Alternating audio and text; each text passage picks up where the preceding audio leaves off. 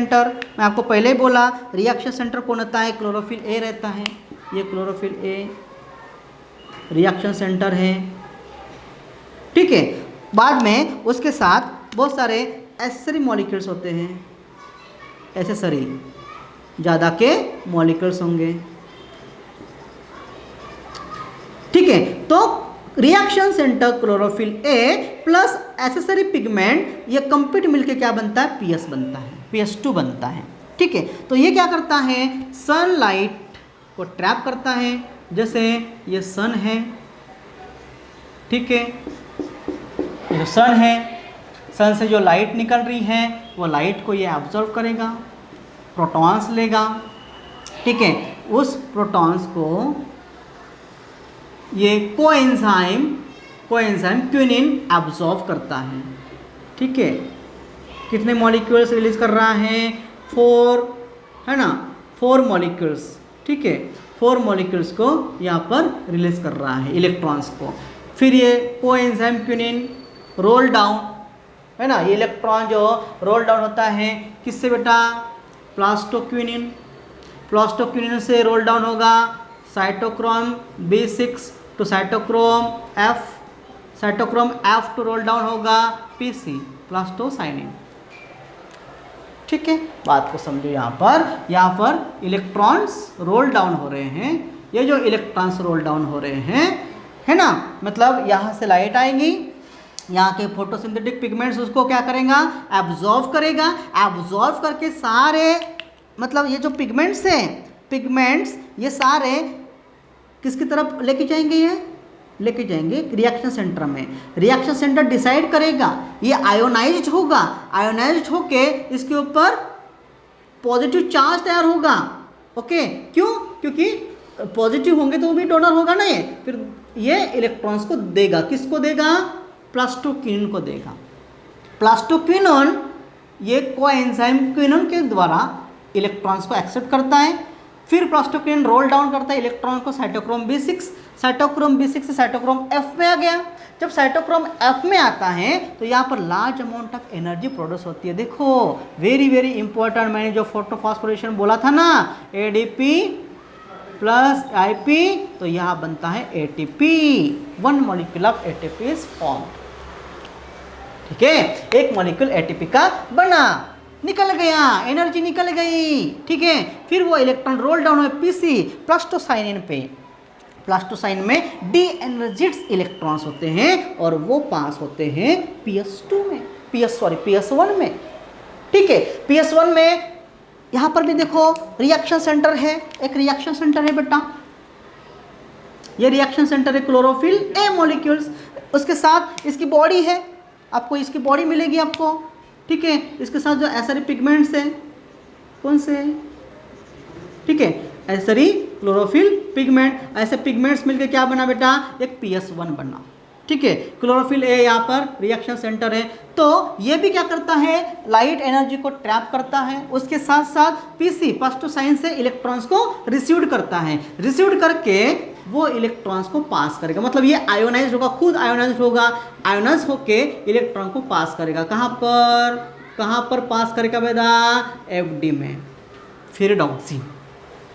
Ferredoxin में पास किया, किसके जरिए, FRS, ferredoxin reducing substance, ferredoxin reducing substance के जरिए ये फेरिडॉक्सिन की तरफ ये पास हो गए, इलेक्ट्रॉन पास हो गए। ये इलेक्ट्रॉन कहाँ पर जाएंगे बेटा, NADP, ओके, NADP से NADP में जाएंगे इलेक्ट्रॉन्स, ठीक है। अभी देखो यहाँ पर मैं ट्वाइस हाइड्रोजन, ये 2 हाइड्रोजन एक्सेप्ट करेगा,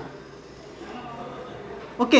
NADP रिडक्टेज ये एंजाइम होता है, NADP रिडक्टेज ये एंजाइम NADP के साथ बाइंड होके ट्वाइस NADPH2 ये मॉलिक्यूल तैयार होगा। देखो यहाँ पर 2 प्रोडक्ट्स तैयार हुए, 1 इज NADPH2 मॉलिक्यूल और 1 इज ATP मॉलिक्यूल। तो 1 ATP molecule and 1 NADPH2 molecules, यहाँ पर 2 NADPH2 मॉलिक्यूल तैयार हो गए। तो इसका मतलब देखो एक जगह से क्लोरोफिल ए से इलेक्ट्रॉन जाने के बाद वापस वहीं पे आए क्या, नहीं आए, जिगजैग मोशन दिख रहा है आपको, जेट स्कीम दिख रहा है आपको, इसलिए इसको नॉन साइक्लिक फोटोफॉस्फोराइलेशन बोलते हैं।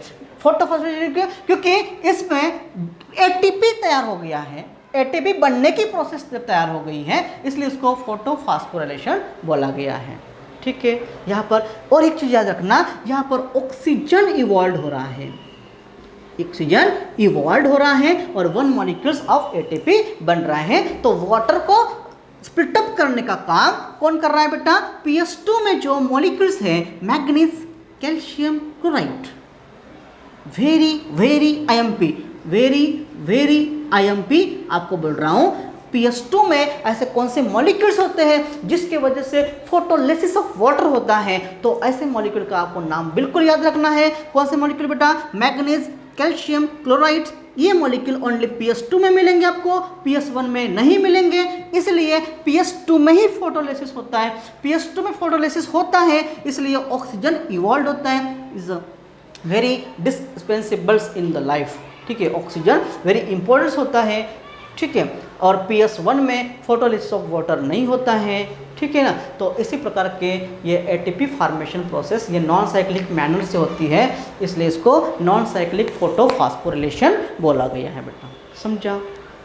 ठीक है, तो मतलब होता क्या है, लाइट से जो एनर्जी आ रही है उसको ही तो एब्जॉर्व कर रही है, उसको एब्जॉर्व करके grana to grana roll down कर रहे हैं, रोल डाउन करते करते क्या बन रहा है? एनर्जी बन रही है। इसका काम ही क्या है? इसका एक ही काम होता है, क्या? एनर्जी तैयार करना।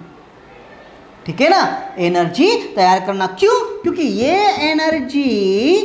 एनर्जी स्ट्रोमा में जो एंजाइम्स होते हैं वो यूज करते हैं। किसके लिए? ग्लूकोज बनाए। ग्लूकोज थोड़ी ऐसे ही बनता है भाई, सबके लिए एनर्जी होती है। मैं बोल रहा हूँ मुझको भी एनर्जी चाहिए, मैं जब खाना खा के आया तब मैं बोल रहा हूँ ना। ठीक है ना, विदाउट मैं फूड लेके मैं बोल नहीं सकता। सबको एनर्जी चाहिए। आपको व्हीकल को चलाना है उसको भी एनर्जी चाहिए, तो क्या प्लांट को ग्लूकोज बनाना है तो उसको एनर्जी नहीं चाहिए? बिल्कुल चाहिए भाई। तो सबसे पहले एनर्जी तैयार होंगी। जब एनर्जी तैयार होंगी, बिल्कुल अगर सूरज निकला ही नहीं, बिल्कुल नहीं निकला, क्या होगा? बिल्कुल नहीं निकला सूरज, बिल्कुल अंधेरा अंधेरा हो रहा है, 6 महीने से 1 साल पूरा अंधेरा है, तो क्या प्लांट जिंदा रहेंगे? नहीं रहेंगे, क्योंकि प्लांट को एनर्जी कहाँ से मिलेगी? ठीक है ना, ऐसा तो कोई प्लग नहीं है जो इलेक्ट्रिसिटी पास करेंगे उसको, नहीं ना, पॉसिबल नहीं है। एनर्जी लेके दूसरे में कन्वर्ट हो रही है, ग्लूकोज में जा रही है एनर्जी। ठीक है ना, प्लांट सूरज से एनर्जी ले रहा है और एनर्जी एटीपी के फॉर्म में ले रहा है, वो सारी एनर्जी स्टोर कर रही है ग्लूकोज के फॉर्म में। बोला जाता ना, energy neither created not destroyed but it can be convert into one form to other form and universal energy always be constant. ये आपको पता है।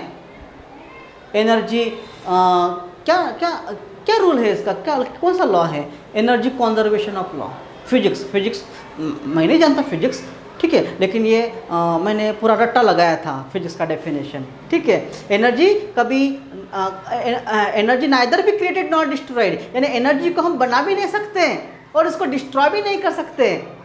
एनर्जी को आप बनाएंगे क्या? नहीं बनाएंगे आप।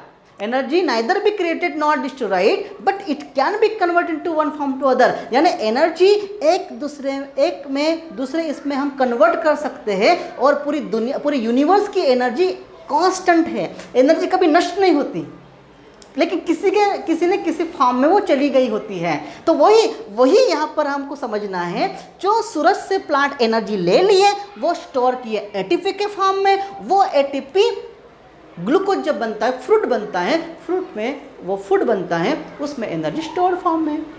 फिर वो फूड को हम खाते हैं, ग्लूकोज खाते हैं ना, चावल खाते हैं ना, आप रोटी खाते हो, मतलब क्या खाते हो? प्लांट खाते हो आप। ठीक है, वो ग्लूकोज को हम खा रहे हैं, तो हमारे सेल्स उस ग्लूकोज को प्यार से तोड़ते हैं, एकदम सिस्टमेटिक मैनर से। जब वो प्यार से टूटेगा, साइक्लिक मैनर से टूटेगा, तो वहाँ से भी एटीपी निकलती है। मैं इतना बोल रहा हूँ, कंटिन्यू 3-4 घंटे से मैं लेक्चर ले रहा हूँ, मुझ में एनर्जी आ गई है। कैसी आ गई है? मैं खाना खा के आया मस्त पैकी, वहाँ पर मेरे सेल्स में एटीपी तैयार हो गए, ठीक है, एटीपी प्यार से तैयार हो रहे हैं और एटीपी एनर्जी रिलीज करते करते करते जा रहे हैं, इसलिए मुझे एनर्जी आ रही है। ठीक है, देखो हम कहाँ से एनर्जी लिए, वो प्लांट सन से लिया, फिर स्टोर करके लिया चावल मैंने खाया, रोटी मैंने खाया, फिर वो और एनर्जी बना रहा है, एनर्जी और है ना रिलीज हो रही है, कितना बढ़िया। फिर मेरी एनर्जी साउंड में कन्वर्ट हो रही है, साउंड एनर्जी होती है ना, आप पढ़ते हो फिजिक्स में साउंड एनर्जी, ठीक है, उसमें चली गई एनर्जी, पता नहीं मेरी एनर्जी अभी वेव्स फैल रहे हैं, ये एनर्जी कहाँ जाएंगी, कहाँ स्ट्राइक हो जाएंगी, ठीक है। तो इसी प्रकार ये एक साइक्लिक नॉन साइक्लिक तरीके से ये एटीपी बनने की प्रोसेस हो रही है, एनएडीपी H2 यहाँ पर तैयार हो रहा है और ऑक्सीजन इवॉल्व हो रहा है। ये तीन चीज वेरी वेरी इंपॉर्टेंट, और चौथी चीज मतलब यहाँ पर फोटोलिसिस ऑफ वाटर हो रहा है। ये हो गया नॉन साइक्लिक फोटोफॉस्फोराइलेशन, ठीक है। तो what about the cyclic photophosphorylation. और एक चीज़ याद रखना, डॉक्टर आर्नॉन इस साइंटिस्ट ने यहाँ पर एटीपी और एनएडीपी H2 इन प्रोडक्ट को एसिमिलेटरी पावर बोला गया है। वेरी वेरी इंपॉर्टेंट, क्या बोला गया बेटा, एसिमिलेटरी पावर बोला गया। किसने, डॉक्टर आर्नॉन ने। क्यों, क्योंकि ये एसिमिलेट होते हैं और CO2 को रिड्यूस करने के लिए हेल्प करते हैं। CO2 जब रिड्यूस्ड होगा ना, ये जो CO2 कार्बन डाइऑक्साइड है, प्लांट उसको रिड्यूस करेगा तभी तो कार्बोहाइड्रेट बनेंगे ना बेटा, और CO2 अगर रिड्यूस नहीं होगा तो कहाँ बनेगा, नहीं बनेगा, ठीक है। इसलिए प्लांट को क्या चाहिए, CO2 चाहिए, और हमको चाहिए ऑक्सीजन चाहिए, ठीक है, ये चीज़ है। चलो आगे देखते। अभी ये हो गया नॉन साइक्लिक, अभी देखिए साइक्लिक, बिल्कुल अभी 5 मिनट का है, 5 मिनट में आपको पूरा समझा दूंगा यहाँ पर।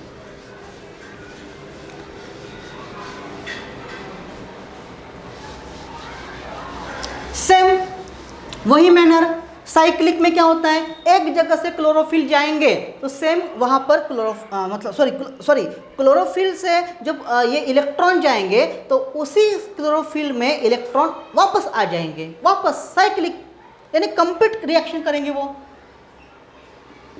साइक्लिक फोटोफॉस्फोराइलेशन, साइक्लिक मैनर से ये रिएक्शंस होती हैं। तो उसमें बेटा याद रखना ओनली PS1 इन्वॉल्व होता है, PS1 वेरी इंपॉर्टेंट, यहाँ PS2 इन्वॉल्व नहीं हो रहा है, यानी फोटो सिस्टम 1 ही हो रहा है, फोटो सिस्टम 2 नहीं है। तो फोटो सिस्टम 2 नहीं है, इसका मतलब क्या, इसका मतलब ये यहाँ पर वाटर का ब्रेकडाउन नहीं होता, क्योंकि फोटो सिस्टम 2 अगर रहा तो वो क्या करता है, वाटर को ब्रेक डाउन करता है। क्यों करता है, क्योंकि PS2 में जो जो मॉलिक्यूल बताया ना, वो मॉलिक्यूल वाटर को ब्रेक डाउन करने के लिए हेल्प करते हैं। यहाँ PS1 में है ही नहीं, तो कहाँ से ब्रेक डाउन होगा, देखो ये PS1, ठीक है, ये क्लोरोफिल मॉलिक्यूल A है जो रिएक्शन सेंटर एक्ट करेगा, बाकी के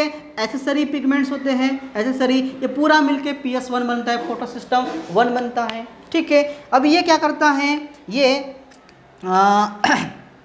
सन से लाइट लेगा, ये सन है आपका, ठीक है बेटा, ठीक है, इस सन से ये क्या करेगा, लाइट लेगा, लाइट लेके क्या करेगा बेटा, ठीक है, इसमें इलेक्ट्रॉन्स, मतलब ये आयोनाइज्ड होगा, मतलब इसमें पॉजिटिव चार्ज आएंगे, stimulation of chlorophyll A molecules, आप देखें रिएक्शन सेंटर, वो देखना एक बार, ठीक है, किस प्रकार आयोनाइज होता है, ठीक है। आयोनाइज होके ये जो इलेक्ट्रॉन्स है ये पास करेंगे, किसकी तरफ जाएंगे बेटा, FD फेरोडॉक्सिन्स, किसके जरिए, FRS से, फेरोडॉक्सिन रिड्यूसिंग सब्सटेंस से जाएंगे, फेरोडॉक्सिन रिड्यूसिंग सब्सटेंस, ठीक है। फेरोडॉक्सिन सब्सटेंस ये इलेक्ट्रॉन को ट्रांसमिट करेगा किसमें बेटा, साइटोक्रोम B6, साइटोक्रोम B6 से साइटोक्रोम F, और साइटोक्रोम F से PC प्लास्टोसाइनिन, प्लास्टोसाइनिन इलेक्ट्रॉन को वापस से वही देगा, इलेक्ट्रॉन्स सेम क्लोरोफिल A में, जहाँ से क्लोरोफिल A से एनर्जी निकली है, इलेक्ट्रॉन निकले हैं,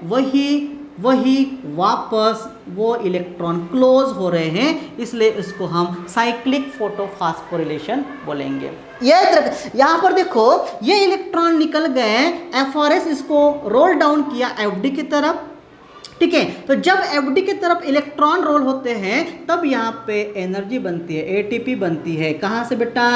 एडीपी प्लस इनऑर्गेनिक फॉस्फेट, बन गई एटीपी। ठीक है, बन गया ATP, 1 ATP. Again when cytochrome B6 to cytochrome F की तरफ जब एनर्जी मतलब ये जब इलेक्ट्रॉन पास होते हैं तब और एक एटीपी बनता है, एटीपी बन गया बेटा। दैट इज कहाँ से? एडीपी प्लस इनऑर्गेनिक, यानी फोटोफॉस्फोरिलेशंस। वही यहाँ पर वेरी वेरी इंपॉर्टेंट, यहाँ पर याद रखना, एडिशनल एटीपी फॉर्मेशन इन साइक्लिक फोटोफॉस्फोरिलेशन। और ये एडिशनल एटीपी का काम क्या है? It's important for the formation of glucose in a stroma. Stroma में जब ग्लूकोज बनेगा तब ये क्या बनेगा बेटा? तब ये इन्वॉल्व होगा यहाँ पर। ठीक है, तो ये इलेक्ट्रॉन साइटोक्रोम F से बेसी, these are ETS, electron transport system है, ये ईटीएस है। एनर्जी ट्रांसमिट्स हो रही है, जब एनर्जी ट्रांसमिट्स होती है तो यहाँ पर एटीपी तैयार होगा, एडोसिन ट्राइफॉस्फेट तैयार होगा। तो यहाँ पर no any photolysis of water, कोई फोटोलिसिस ऑफ वाटर नहीं होता है, एडिशनल एटीपी फॉर्मेशन होगा। ठीक है, ओनली PS1 इन्वॉल्व होगा साइक्लिक में, PS1। अगर आपको डिफरेंस भी है ना, डिफरेंस भी पता होना चाहिए ना, क्योंकि नीट में ऐसे क्वेश्चन आ सकते हैं कि कंपेयर करने के लिए नॉन साइक्लिक और साइक्लिक का कंपेरिजन में क्वेश्चन आ सकते हैं, तो आपको डिफरेंस पता होना चाहिए। ठीक है ना, तो इसी प्रकार इलेक्ट्रॉन यहाँ पर क्लोज हो जाते हैं। सेम जहाँ से निकले हुए इलेक्ट्रॉन वापस से वही आ जाते हैं, वही क्लोरोफिल में क्लोज हो जाते हैं, इसलिए उसको साइक्लिक बोला गया है। और नॉन साइक्लिक में जहाँ से इलेक्ट्रॉन निकलते, जिस क्लोरोफिल से इलेक्ट्रॉन निकलते हैं वहाँ से वापस से वहाँ इलेक्ट्रॉन नहीं आते हैं, इसलिए उसको नॉन साइक्लिक बोला गया है। तो ये this is cyclic manner, cyclic photophosphorylation.